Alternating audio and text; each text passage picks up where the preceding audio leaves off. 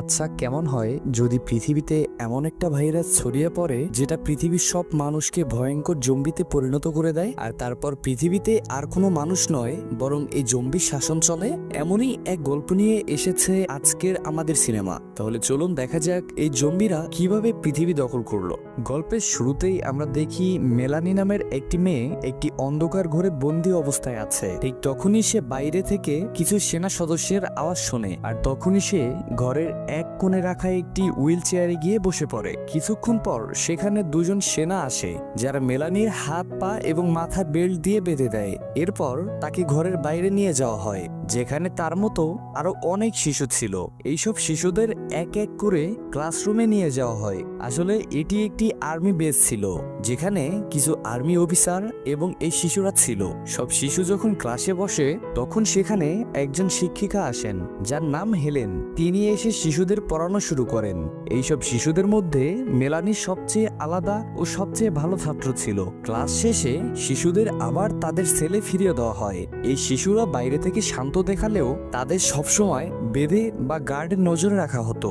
রাতের খাবারে তাদের পোকামাকড় দেওয়া হতো, যা তারা খুব মজা করে খেত। পরদিন ক্লাসে সবাই নিজের নিজের গল্প লিখছিল। হেলেন জিজ্ঞেস করেন কে নিজের গল্প পড়বে। তখন মেলানি হাত তোলে এবং নিজের লেখা গল্প পড়ে শোনায়। হেলেনের সেটা খুব ভালো লাগে। এমনিতেই হেলেন মেলেনিকে খুব পছন্দ করতেন, কারণ মেলেনি ছিল অন্যদের থেকে আলাদা। হেলেন যখন মেলেনিকে প্রশংসা করে তার মাথায় হাত রাখেন, তখন ক্যাপ্টেন পার্ক এসে বলেন, তুমি কি মেয়েটার মুখে হাত দিলে? হেলেন বলে, না, আমি মাথায় হাত রেখেছি। তখন সার্জেন্ট বলে, তোমাকে দেখাচ্ছি এটা কতটা বিপজ্জনক। এরপর তিনি তার হাত পরিষ্কার করেন। আসলে তার হাতে একটি বিশেষ ক্রিম লাগানো ছিল, যাতে মানুষের গন্ধ এই শিশুদের কাছে না পৌঁছায়। এরপর সার্জেন্ট পার্ক তার হাত একটি শিশুর সামনে রাখেন এবং তখনই শিশুটি হিংস্র হয়ে ওঠে, যেন তাকে কামড়ে দিতে চায়। এরপর একে একে প্রায় সব শিশুই এমন আচরণ করতে থাকে। এরপর সার্জেন্ট আবার ক্রিম মাখতে মাখতে হেলেনকে বলে, দেখলে এটা কতটা ভয়ঙ্কর। এরপর তিনি চলে যান। এরপর যখন শিশুদের সেলে নেওয়া হচ্ছিল,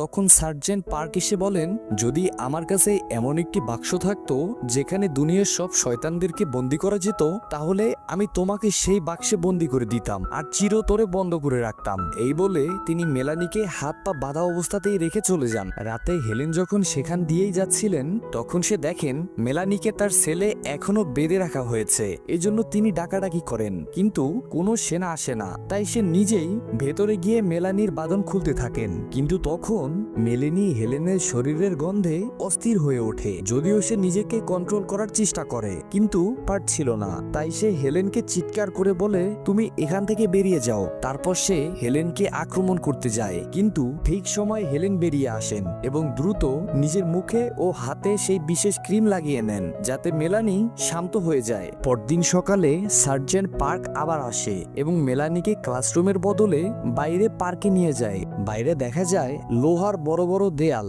আর তার ওপাশে প্রচুর জম্বি, যাদের হাঙ্গাস বলা হয়। আর্মি সদস্যরা তাদের লক্ষ্য করে গুলি চালাচ্ছিল। এটা ছিল সেই সময় যখন পৃথিবীতে এক ধরনের ফাঙ্গাস ছড়িয়ে পড়েছিল, যার ফলে মানুষ জম্বিতে পরিণত হয়ে গিয়েছিল, যার ফলে তাদের চিন্তা ভাবনা ও বোঝার ক্ষমতা একেবারে শেষ হয়ে গেছে। আর যখনই তারা কাউকে কামড় দেয়, সেই মানুষটিও তাদের মতো জম্বি হয়ে যায়। এরপর মেলানিকে একটি ল্যাবে নিয়ে যাওয়া হয়, যেখানে সে দেখে একটি জারে একটি শিশুর মস্তিষ্ক রাখা হয়েছে, যার ওপর 13 নম্বর লেখা ছিল। আসলে এই শিশুটি তার ক্লাসেরই একজন ছিল, কিন্তু এখন সে আর ক্লাসে আসে না। মেলানি তখন বুঝে যায় যে ওই শিশুটির মস্তিষ্ক এখানে পরীক্ষার জন্য ব্যবহার করা হয়েছে, অর্থাৎ সে আর বেঁচে নেই। সেখানে ডাক্তার ক্যারোলিন ও তার একজন সহকারী ছিল, যারা মেলানিকে একটি ইনজেকশন দিয়ে অস্ত্রোপচারের জন্য প্রস্তুত করছিল। কিন্তু তার মস্তিষ্কে অস্ত্রোপচার করার আগেই হেলেন সেখানে এসে উপস্থিত হয়। সে সেখানে রাখা একটি সিলিন্ডার তুলে নিয়ে ডাক্তারের উদ্দেশ্যে বলে, তোমাকে মেলানিকে ছাড়তেই হবে। ডাক্তার হেলেনকে বোঝানোর চেষ্টা করে, কিন্তু হেলেন কোনো কথাই শুনছিল না। শেষ পর্যন্ত ডাক্তার তাকে কথায় ফাঁসিয়ে ফেলে এবং ঠিক তখনই পেছন থেকে দুইজন সৈন্য এসে হেলেনকে ধরে ফেলে। এরপর ডাক্তার হেলেনকে বলে, যা তুমি ভাবছো আমি অনেকবার সেই চিন্তা করেছি, কিন্তু আমি এই রোগের ভ্যাকসিন বানাতে চাই, তাই আমাকে এইসব করতেই হচ্ছে।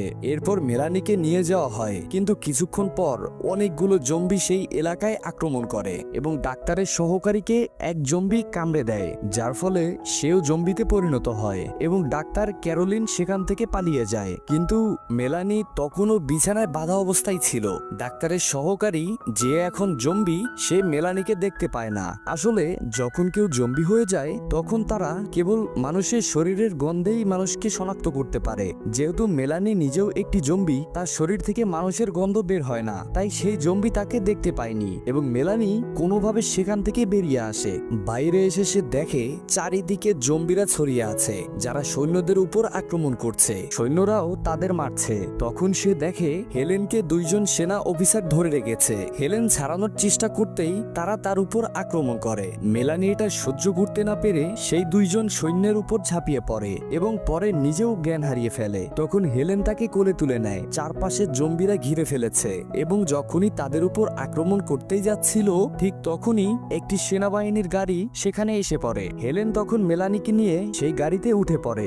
গাড়ির মধ্যে ডাক্তার ক্যালোরিনও ছিল, যে ভ্যাকসিন বানাচ্ছিল, আর গাড়ি চালাচ্ছিল সার্জেন্ট পার্ক। জম্বিরা গাড়ির পেছনে দৌড়াচ্ছিল, কিন্তু কিছুক্ষণ পর তারা তাদের নাগালের বাইরে চলে যায়। পার্ক যখন মেলানিকে দেখে তখন সে তাকে গুলি করতে চায়, কারণ সে জানতো মেলানি কাউকে কামড়ালে সেও জম্বি হয়ে যাবে। কিন্তু ঠিক তখনই হেলেন তার সামনে এসে দাঁড়ায় এবং সে পার্ককে বলে, আমরা মেলানিকে ছেড়ে দেব, তাকে গুলি করো না। তাই পার্ক মেলানিকে গাড়ি থেকে নামিয়ে দেয় এবং মেলানি কিছু দূরে গিয়ে বসে পড়ে। তখন গাড়িতে থাকা ডাক্তার বলে, আমাদের মেলানির দরকার, সে আমাদের গবেষণায় একটি গুরুত্বপূর্ণ সাবজেক্ট হতে পারে, আমি তার উপর পরীক্ষা করে ঔষধ তৈরি করতে পারি। এরপর তারা মেলানির হাত বেঁধে দেয় এবং মুখে একটি প্লাস্টিকের মাস্ক পরিয়ে দেয়, যেন সে কাউকে কামড়াতে না পারে। তারপর তাকে গাড়িতে বসিয়ে তারা আবার রওনা দেয়। কিছু দূর যাওয়ার পর তাদের পানির দরকার পড়ে, তাই তারা একটি নদীর ধারে যায়। ঠিক তখনই তাদের উপর আবার অনেক জম্বি আক্রমণ করে এবং একটা জম্বি এক সৈন্যের উপর ভয়ঙ্করভাবে ঝাঁপিয়ে পড়ে। যদিও সার্জেন্ট পার্ক তার প্রাণ বাঁচিয়ে ফেলে, কিন্তু যে জম্বি সৈনিকের উপর আক্রমণ করেছিল সেই সৈন্য এখন সংক্রমিত হয়ে গেছে। তাই পার্ক তাকে গাড়ির বাইরে থাকতে বলে। ঠিক তখনই সে সৈনিকটিও জম্বি হয়ে যায়। এরপর তারা এখান থেকে চলে যেতে চায়, কিন্তু গাড়ি স্টার্ট না হওয়ায় তাদের পায়ে হেঁটেই রওনা দিতে হয়। শেষমেশ তারা লন্ডনে পৌঁছায়। সার্জেন্ট পার্ক এবং তার সঙ্গী সৈনিক দূরবীন দিয়ে শহরে তাকিয়ে দেখে অনেক জম্বি সেখানে এক জায়গায় দাঁড়িয়ে আছে, ঠিক যেন তারা ঘুমন্ত। সার্জেন্ট পার্ক সবার উদ্দেশ্যে বলে, আমরা আমাদের শরীরে একটা বিশেষ ধরনের ক্রিম মেখে নেব এবং একে অপরের সঙ্গে কথা বলবো না। আমাদের নিঃশব্দে পা ফেলতে হবে, যেন তারা কিছু টের না পায়। তবেই আমরা ওই দোকানগুলিতে পৌঁছে কিছু খাবার সংগ্রহ করতে পারবো। তারা নিঃশব্দে জম্বিদের পাশ কাটিয়ে এগিয়ে যায় এবং একটি পরিত্যক্ত বিল্ডিং এ ঢুকে পড়ে। সেখানে মেলানিকে আবার বেঁধে ফেলা হয়। তখন মেলানি ডাক্তারের কাছে জানতে চায়, আমি কে, আমি কোথা থেকে এসেছি। ডাক্তার বলেন, যখন এই ভাইরাস ছড়িয়ে পড়ে তখন যারা প্রেগনেন্ট ছিল এবং ভাইরাসে সংক্রমিত হয়েছিল, তাদের থেকে জন্ম নেওয়া শিশুদের মধ্যে কেউ কেউ তোমার মতোই হয়েছে। তোমাদের চিন্তা করার ক্ষমতা রয়েছে, তোমরা পরিবেশের সঙ্গে মানিয়ে চলতে পারো। আর এখন তুমি আমার শেষ আশার আলো। তোমার মাধ্যমে আমি একটি ভ্যাকসিন তৈরি করতে পারি, যা এই ভাইরাস থামাতে সাহায্য করবে, যা পুরো পৃথিবীকে ধ্বংস করে দিচ্ছে। এরপর সবাই সারা রাত সেখানে কাটায়। পরদিন সকালে তারা বের হতে চায়, কিন্তু নিচে অনেক জম্বি ঘুমন্ত অবস্থায় ছিল। মেলানি বলে, আমি নিচে যাব, আমি এদের সরাতে পারি। কিন্তু ডাক্তার বলেন, তাকে যদি নিচে পাঠানো হয় সে আর ফিরে আসবে না, কারণ তার আর ফিরে আসার কোনো কারণই থাকবে না। তবুও মেলানি বলে, আমি অবশ্যই ফিরে আসব, কারণ আমি তোমার মতো হতে চাই। এরপর সে নিচে চলে যায় এবং রাস্তায় একটি কুকুর খুঁজে পায়। সে সেই কুকুরটিকে জম্বিদের মাঝে নিয়ে আসে এবং কুকুরটির গন্ধে জম্বিরা জেগে ওঠে। এরপর মেলানি কুকুরটিকে ছেড়ে দেয়, যার ফলে সব জম্বি তার গন্ধ অনুসরণ করে চলতে থাকে এবং রাস্তা পরিষ্কার হয়ে যায়। এরপর সবাই নিচে নেমে পড়ে এবং এগিয়ে যেতে থাকে। পথের মধ্যে তারা অনেক মৃত জম্বির দেহ দেখতে পায়, যাদের দেহ থেকে লতা পাতা বেরিয়ে এসেছে, যা একটি সম্পূর্ণ বিল্ডিংকে ঢেকে ফেলেছে। ডাক্তার বলেন, এটা জম্বিদের জীবন চক্রের দ্বিতীয় ধাপ। এই লতাগুলোর ভেতরে অনেক বীজ আছে এবং এই বীজগুলো শীঘ্রই বাতাসে ছড়িয়ে পড়বে, যার ফলে পৃথিবী থেকে মানবজাতি সম্পূর্ণরূপে বিলুপ্ত হয়ে যাবে। এখানে তারা সেনাবাহিনীর একটি মোবাইল ল্যাবরেটরি পায়,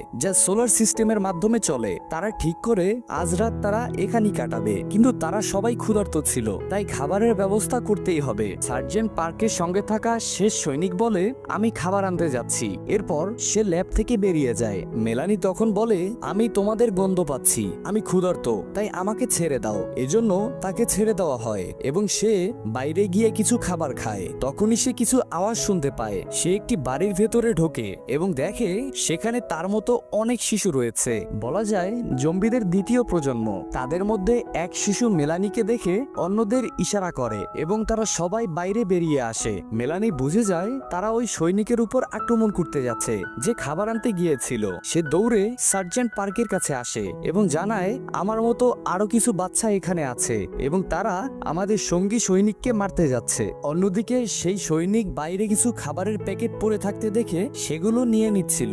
এরপর সৈনিকটি একটা দোকানের ভেতরে ঢুকে। ঠিক তখনই সেই বাচ্চারা তাকে আক্রমণ করে এবং হত্যা করে। মেলানি, হেলেন ও সার্জেন্ট পার্ক সেখানে পৌঁছালেও অনেক দেরি হয়ে যায়। তারা বুঝে যায় সৈনিকটি আর বেঁচে নেই। মেলানি বলে এটাও একটি ফাঁদ ছিল।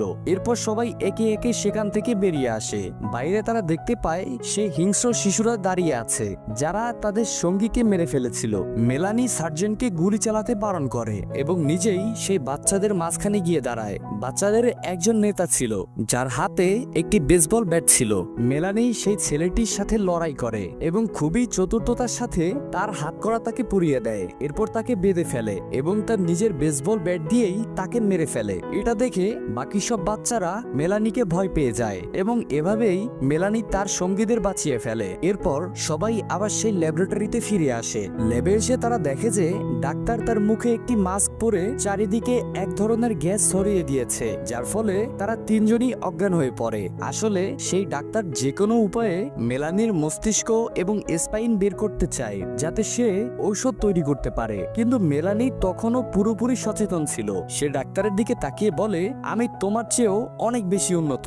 যদি তুমি কিছু করার চেষ্টা করো তাহলে আমি তোমাকে কামড়ে দেব আর তুমিও জম্বি হয়ে যাবে। ডাক্তার তখন তাকে বোঝায় যে আমি তোমার মাধ্যমে ঔষধ তৈরি করতে চাই, কিন্তু তুমি নিশ্চয়ই এটা চাইবে না যে হেলেন যাকে তুমি ভালোবাসো সে কোনো দানব হয়ে যাক। মেলানি বলে না, সেটা আমি চাই না। তখন ডাক্তার তাকে বলে তাহলে তোমাকে আত্মত্যাগ করতে হবে। এরপর মেলানি রাজি হয়ে যায়, কিন্তু তার আগে সে ডাক্তারকে একটি প্রশ্ন করে আমি কি বেঁচে আছি? ডাক্তার বলে হ্যাঁ তুমি বেঁচে আছো। তখন মেলানি বুঝে যায় ভবিষ্যতের প্রজন্ম হবে তারই মতোই জম্বি, কারণ মানুষ ধ্বংস হয়ে যাচ্ছে আর জম্বির পরবর্তী ধাপ খুব শীঘ্রই বাতাসে ছড়িয়ে পড়বে, যাতে অবশিষ্ট মানুষও বিলীন হয়ে যাবে। এজন্য মেলানি তার আত্মত্যাগ করতে অস্বীকার করে। সে ডাক্তারের উদ্দেশ্যে বলে তুমি ভেতরে থাকো, নিরাপদে থাকবে। এরপর সে নিজেই বাইরে বেরিয়ে যায়, কিন্তু ডাক্তার তার পেছন পেছন যেতে থাকে। ঠিক তখনই সেখানে সেই শিশুরা এসে উপস্থিত হয় যারা আগে সেই সৈনিককে মেরেছিল।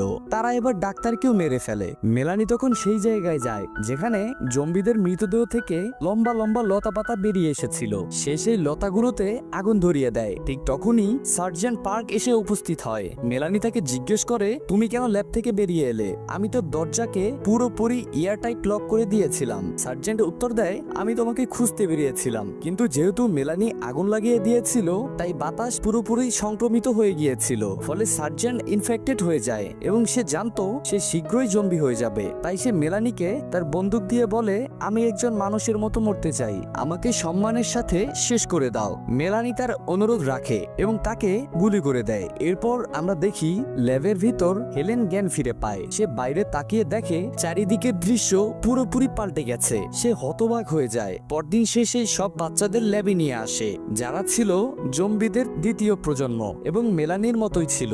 এখন সে এই বাচ্চাদের নিয়ন্ত্রণ করে। আসলে এই বাচ্চারা কখনো মানুষের সঙ্গে কথা বলেনি, তাই তাদের মানুষের ভাষা জানা নেই। হেলেন এবার ল্যাবের ভিতরে থেকেই তাদের কথা শুরু করে, তাদের শেখানো শুরু করে, যেমনটা সে মেলানিকে শিখিয়েছিল, যাতে তারা কথা বলা, হাঁটা, সহানুভূতি এবং জীবনের সবকিছু শিখতে পারে। কারণ ভবিষ্যতে পৃথিবী আর মানুষের হবে না, হবে এই হাইব্রিড জম্বিদের। এবং এখানেই এই সিনেমার গল্প শেষ হয়। গাইস, যদি ভিডিওটি ভালো লেগে থাকে তাহলে ভিডিওকে লাইক করুন এবং আমাদের চ্যানেলটি সাবস্ক্রাইব করুন। দেখা হবে আরো একটি দারুণ ভিডিও নিয়ে।